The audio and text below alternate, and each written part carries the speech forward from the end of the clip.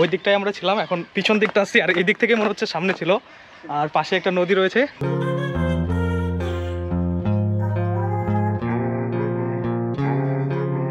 তো ফাইনালি আমরা উঠে গেছি। সুদীপ তো ওই দিক বসে আছে, আমার ব্যাগ রাখা আছে এখানে, আমার হেলমেট।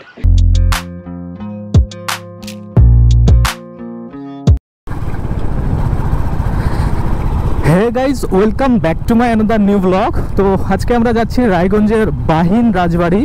তো বাহিন রাজবাড়ি আমার বাড়ি থেকে মোটামুটি হয়তো 15 কিলোমিটার, কারণ আমি অনেক দিন আগে একবার গিয়েছিলাম যখন গ্র্যাজুয়েশনে পড়তাম, তারপরে আর যাওয়া হয়নি। তো আমি এক্স্যাক্টলি জানি না, তো আমি অডিমিটারে লাগিয়ে দিয়েছি, ট্রিপ 1-এ 0 করে দিয়েছি, দেখবো আজকে কত কিলোমিটার। তো অনেক পুরনো রাজবাড়ি, সকলেই যাচ্ছে। তো কালকেও একজনের পোস্ট দেখলাম, তো ভাবলাম আজকে ওখান থেকেই ঘুরে আসা যাক। তো আজকের ওয়েদারটা ভালো আছে, তেমন রোদ নেই। 3টা বাজে আমি বাড়ি থেকে বের হয়ে গেছি, 3টা হয়তো এখনও বাজেনি, কারণ আমার সাথে যে যাচ্ছে তাকে আমি টাইম দিয়েছি যে 3টার দিকে আমি ওর বাড়ি পৌঁছাবো। তো এখন হয়তো 2:45টার মতো বাজে। তো যাই হোক, চলো যাওয়া যাক বাহিন রাজবাড়ি। তো ফাইনালি আমার সাথে যে যাচ্ছে সুদীপ্ত, তাকে আমি তার বাড়ি থেকে তুলে নিয়েছি। 15 মিনিটের মতো লেট করলো, এখন 3:30টার মতো বাজে। ওয়েদার কিন্তু অনেকটাই খারাপ, অর্থাৎ রোদ কিন্তু নেই। তো ভালো লাগছে খুব, রোদ থাকলে তো অনেকটাই ডট ডট হয়। তো এখন আমরা এখান থেকে লেফট নিব, তো এখান থেকে আমরা লেফট নিয়ে নেব।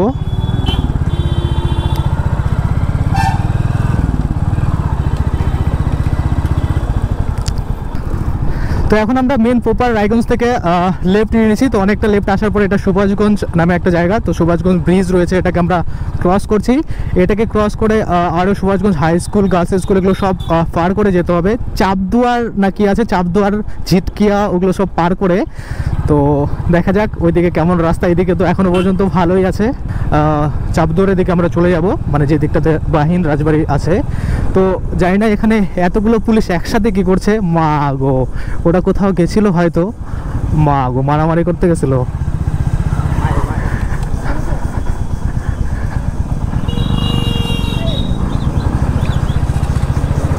আমরা যে দিকটাতে যাচ্ছি সেই দিকটাই কিন্তু মানে এই পুলিশগুলো আসলো। তো এবার জানি না ওরা কোথায় গেছিলো, সামনে আবার ক্যাচাল ট্যাচাল হচ্ছে নাকি মারামারি, অনেকগুলো একসাথে ছিল। আমার আবার আগে খুব ভয় লাগতো পুলিশ দেখলে পরে, মানে আমি কিছু করি আর না করি, মানে পুলিশ দেখলে পরে আমি দৌড় মারতাম। মানে পুলিশের গাড়ির আওয়াজ শুনতে পারলেই ভয় লাগতো, আর পুলিশ যদি এমনি দেখতেও পেতাম তবু ভয় লাগতো। মানে আমি কিছু করি না করি মনে হচ্ছে আমাকেই ধরবে পুলিশ এসে, এরকম একটা ব্যাপার। এটা হচ্ছে আমাদের বাড়ির পাশে যে বাইপাসটা আছে, মানে মালদা থেকে হয়ে রায়গঞ্জ শিলিগুড়ি, এই যে বাইপাসটা এদিক দিয়ে যাচ্ছে, এখনও কমপ্লিট হয়নি, এদিকে কেবল মাটি পড়েছে। আর আমাদের দিকটা মোটামুটি কমপ্লিট হয়ে গেছে, এদিকটা কিন্তু এখনও কমপ্লিট হয়নি। তো যাই হোক, আমরা আবার ভালো রাস্তা পেয়েছি, একটুখানি খারাপ রাস্তা ছিল।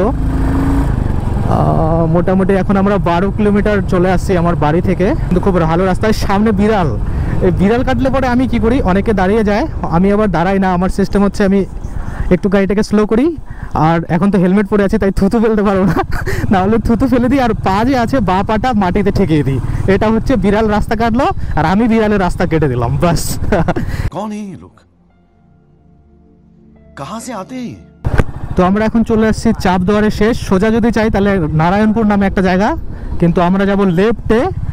লেফটে এটা দিয়ে ঝিটকিয়া নামে একটা জায়গা আছে, আর এদিকে কি আছে, বাহিন। হ্যাঁ, আমরা যেখানে যাচ্ছি বাহিন রাজবাড়ি, মানে ডান দিকটা চলে গেলে হয়তো ঝিটকা যাব, আর সোজা গিয়ে হয়তো বাহিন রাজবাড়িটা আমরা পেয়ে যাব।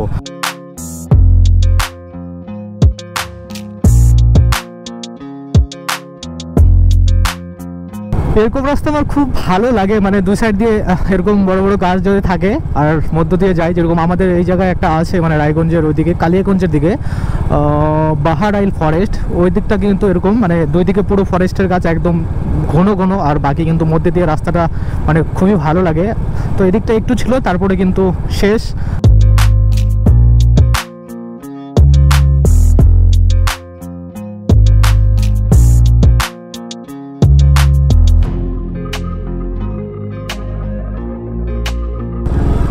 তো আমরা 16 কিলোমিটার চলে আসছি, আর এখানে একটা পেট্রোল পাম্প দেখা যাচ্ছে, মানে রায়গঞ্জ থেকে 16 কিলোমিটার দূরে, আর এখনও নাকি 2 কিলোমিটার আছে, তাহলে 17-18 কিলোমিটার হচ্ছে মানে বাহিন রাজবাড়ি। তো যাই দেখি কতটা হয়।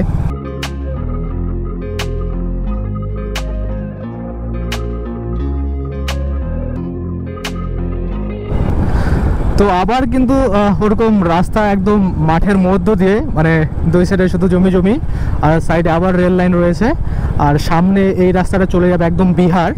তো বাঁদিকে হয়তো আমাদের যেতে হবে বাহিন রাজবাড়ি, আর ওটাই এখানকার শেষ সীমানা। তারপরে একটা নদী রয়েছে, তো নদীটার যেন কি নাম এই মুহূর্তে আমার মনে পড়ছে না, ওটা কোন নদী রয়েছে।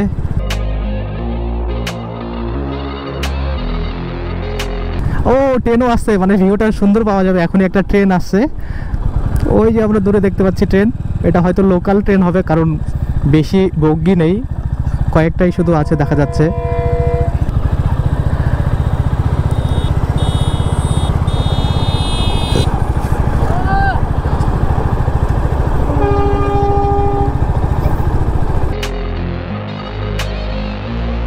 এখনই হয়তো স্কুল ছুটি দিয়েছে, একদম ভোরে ভোরে স্টুডেন্ট আসছে রাস্তা দিয়ে। তো একটু সাবধানে চালাতে হবে, কারণ এরা যখন রাস্তায় চালায়, আমরা যখন চালাতাম তখন তাল থাকতো না, আর রাস্তায় অন্য কেউ আছে, আমরা একদম পুরো দল বেঁধে একদম রাস্তা ব্লক করে যেতাম।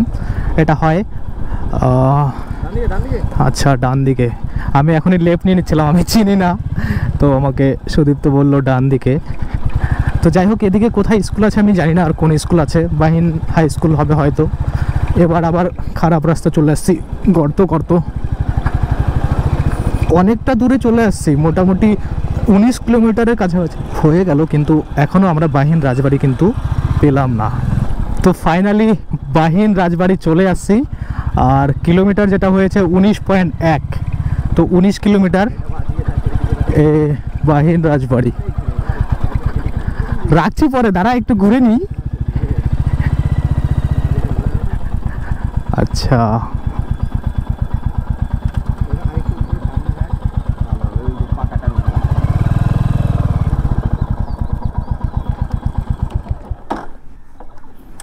তো এর আগে যখন আসছিলাম তখন কিন্তু এখানে আমরা উপরে উঠতে পেরেছিলাম, এখন হয়তো আর উপরে উঠতে দেয় না, কারণ অনেকটাই খারাপ হয়ে গেছে বিল্ডিংয়ের অবস্থা, তো হয়তো ভেঙে টেঙে যেতে পারে, যার কারণে হয়তো উপরে উঠতে দেয় না। আর নিচে বাহিন পুলিশের আন্ডারে এটা আপাতত না হয়েছে। আমরা এর আগে যখন এসেছিলাম তখন এই রুমগুলো কিন্তু ছিল না, বাকি এমনি নর্মালি ছিল, খোলা ছিল আর কি, তখন সবাই আসতো, সবাই যেত, আর অনেকটা জঙ্গলও ছিল। ক্যাম্প করা হয়েছে, লেখা রয়েছে Bahin police camp under Raiganj PS, অর্থাৎ রায়গঞ্জ থানার আন্ডারে। তো যাই হোক, আমরা ওই পারে যাবো, ওই পারে একটা নদী রয়েছে, ওখানে যদি নৌকা থাকে, মানে আমি দেখেছি অনেকে নৌকাতে ওঠে, আর ওখানে পিকনিকও করতে দেয় নৌকার উপরে উঠে, যদি কেউ পিকনিক করতে চায়। তো যাই হোক, ওপারে গিয়ে দেখি যে নৌকা আছে কিনা।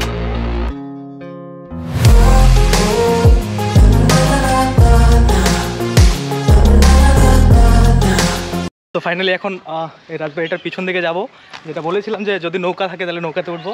তো আমাকে নিজেই ডাক দিয়েছে এই কাকা, বলছে নৌকাতে উঠবা নাকি। তো কাকা কত করে নাও নৌকাতে ওঠা? তুমি বেশিক্ষণ ঘুরবো না কাকা, একটুখানি ঘুরাই দেবা, যতটা ঘোরানোর মতো হয়। কোন দিকে যাবে ঠিক? আধা ঘন্টা তো লাগবে। আচ্ছা, ভিতর দিকে অন্ধকার আছে, আগে এই উপরে উঠতে দিত, এখন আর দেয় না? আচ্ছা আচ্ছা আচ্ছা, এখানে ওই পুলিশের এগুলো করেছে, মানে রায়গঞ্জ থানার আন্ডারে। আচ্ছা, বাদিক দিয়ে চলো চলো। এই যে ভিতরের লুকটা এমন রয়েছে, এই দিকটা, এই দিক দিয়ে আসলাম, আর এরকম সব উঠে উঠে গেছে, মানে এগুলোতে আমার ভয় লাগে যদি ভক করে ভেঙে পড়ে ভাই। আচ্ছা আচ্ছা, এখানে বড় করে বি লেখা আছে ভাই, আমি তো নামতে পারবো না, ওই দিক দিয়ে যেতে হবে। তো যাই হোক, জানি না কয় টাকা নিবে, বললো যে উঠবা নাকি নৌকাতে। তো আমরা পিছন দিকটা চলে আসছি, এই দিক থেকে ভালো লাগছে দেখতে, কারণ সূর্যটা এই দিক থেকে লাইটটা দিচ্ছে, আর ওই দিকটা আমরা ছবি তুলছিলাম তো অন্ধকার অন্ধকার লাগছিল।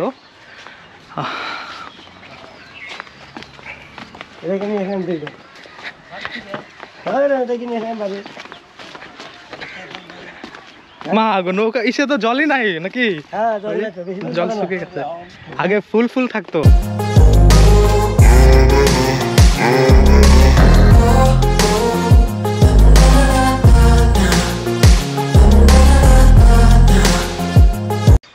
তো ফাইনালি এখানে কিছু ফটোশ্যুট করে নিয়েছি আমরা, আর একদম ওই দিকটায় আমরা ছিলাম, এখন পিছন দিকটা আসছি। আর এই দিক থেকে মনে হচ্ছে সামনে ছিল।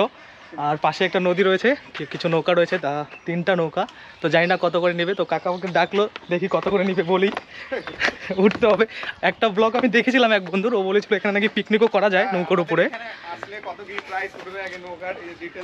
হ্যাঁ যাচ্ছি, আগে বলো মানে কেমন কি তোমার এখানে রেট? মানে ধরো আমরা পিকনিক যদি করতে আসি, ঘন্টা হিসাবে তুমি নাও না কি মানে বুকিং হিসাবে, মানে কেমন সিস্টেম থাকে? আসলে 10টার দিক। হ্যাঁ 10টার দিক। আচ্ছা 10টা থেকে সন্ধ্যা, মানে লোকের কোনো ব্যাপার নেই, 4 জন 5 জন 8 জন 10 জন হলো প্রবলেম নেই। ওই টাইমটা তুমি বলছো 10টা থেকে 5টা 4টা যাই হোক। আচ্ছা কত কত ওটা পড়ে মানে বুক নৌকাটা আর কি? 1000 টাকা। আর এমনি আমরা যখন ঘুরবো টুরবো ওইগুলোর জন্য তখন রোগটা 50 টাকা। রোগটা 50 টাকা। আচ্ছা আচ্ছা আচ্ছা, মানে এমনি যদি আমরা ঘুরি মানে কতক্ষণ ঘোরাবা আমাদের?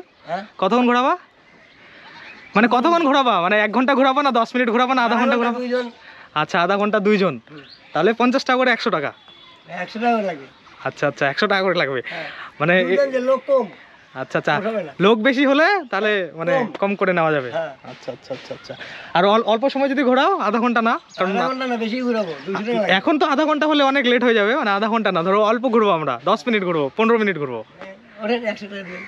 আচ্ছা আচ্ছা আচ্ছা। তো এই কাকা বললো এরকম, তো এরকমই রেট থাকে। আর যখন একটু সিজন থাকে হয়তো তখন একটু বেশি রেট হতে পারে, যদি ভিড় টির হয়ে যায়, এটা স্বাভাবিক, সব জায়গায় হয়। তো এটা নদীটার নাম যেন কি? নাগর নদী। নাগর নদী, আমি এই নামটা ভুলে গেছিলাম, বলতে পারছিলাম না, নাগর নদী। তো এখান থেকে লোকটা যদি আমরা দেখি, একদম টোটাল ভিউটা এখান থেকে আসছে।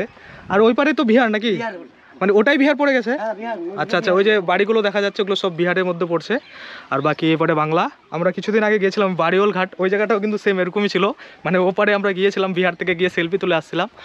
আর এই দিকটা এই সাইড থেকে। তো আগে এই যে বাড়িগুলো মানে এই যে ঘরগুলো করেছে, পুলিশ ফার্ম যেটা ছিল এটা কিন্তু আগে ছিল না, এটা এখন করা হয়েছে। এর আগে যখন আসছিলাম আমি বারবার বলছি উপরেও কিন্তু উঠতে পেরেছিলাম, মানে ওই শেষ পর্যন্ত, এখন কিন্তু আর ওঠা যায় না, এটা কিন্তু ব্যান করে দিয়েছে, মানে উঠতে দেয় না, হয়তো মানে প্রবলেম হবে, ভেঙে টেঙে যেতে পারে, যার কারণে কিন্তু আর উপরে উঠতে দেয় না। মারে আমি তো পড়ে যাচ্ছি নিজেই।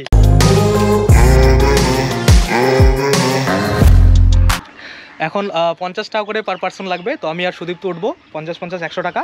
তো কাকা আধা ঘন্টা ঘোরাবে, 1 ঘন্টা ঘোরাবে, কিন্তু আমরা অতক্ষণ ঘুরবো না, আমরা 10 মিনিটের মতো ঘুরবো, মানে যতদূর যাওয়া যায় আর কি। মানে এখন জলটাও বেশি নেই মধ্যেখানে, মানে একদম মাটি মাটি দেখা যাচ্ছে। তো ওই ব্রিজটা পার করবো, ওই ব্রিজটা যাওয়া যাবে না কেন? আচ্ছা আচ্ছা, ব্রিজে যাওয়া যাবে না, ওই পরে আর যাবো না, যতটা যাওয়া যায় ততটা যাবো, বাকি এদিক যাওয়া যাবে না। খুলে দিয়েছি, হেলমেটটা মধ্যে রাখ।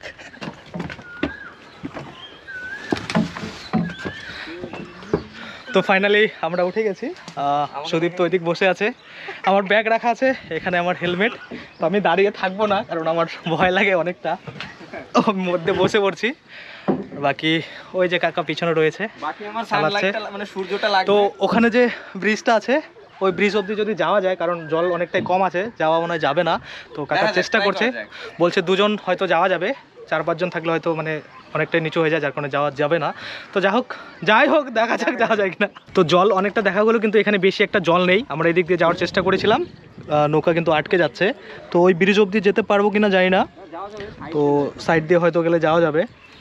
আর এই দিক রাজবাড়ি রয়েছে, আর এখানে কাকার চেষ্টা চালিয়ে যাচ্ছে যদি যাওয়া যায় ব্যাপারটা। তো এ হচ্ছে মানে মাঝির মতোই একদম পা ঝুলিয়ে বসে আছে, কোনো রকম ভয় নেই, কারণ অনেকবারও উঠেছে, কিন্তু আমার ভয় লাগে। আমি এবার নিয়ে 2nd টাইম উঠেছি। একবার আমি কোথাও খেলতে গেছিলাম, তো তখন নদী পার হতে হয়েছিল। বাহিন রাজবাড়ি সম্বন্ধে কাকার কাছে কিছু শুনে নেওয়া যাক। কত বছর পুরনো এই বাড়িটা, রাজবাড়িটা? 200 বছর আগের। আচ্ছা 200 বছর আগের এই রাজবাড়ি। মোটামুটি রাজবাড়িগুলো এরকমই হয়, অনেক মানে পুরনোই হয়। তো আমার এই রাজবাড়ি, আর আমাদের আরও একটা রাজবাড়ি আছে দুর্গাপুর, কি নাম ওটা? দুর্গাপুর রাজবাড়ি।